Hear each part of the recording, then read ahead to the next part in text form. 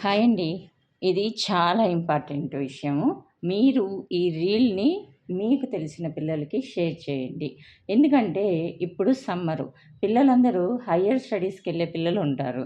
వాళ్ళ ఫ్రెండ్స్ చెప్పారని, వీళ్ళ ఫ్రెండ్స్ చెప్పారని బెట్టింగ్ యాప్స్ లాగానే ఈ యాప్స్ కూడా చాప కింద నీరులాగా భలే ఫామ్ అవుతున్నాయి. నిజంగా ఇలాంటి వాళ్ళు మోసం చెయ్యడానికే పుడతారేమో!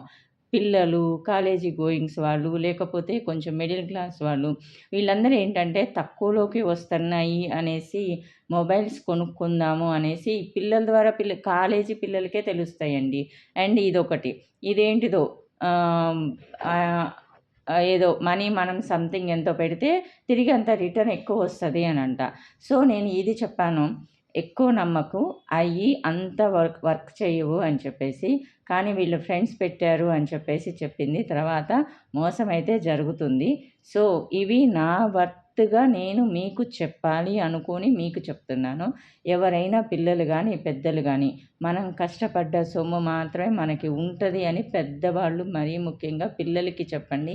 వాళ్ళు ఏడుస్తున్నారనో, లేకపోతే ఇంకేదో గారాబమనో మీరు వాళ్ళ చేతికి డబ్బులిచ్చి, మనది కాని సొమ్ముని మనం ఆశపడటం తప్పు అని మీరు చెప్పండి.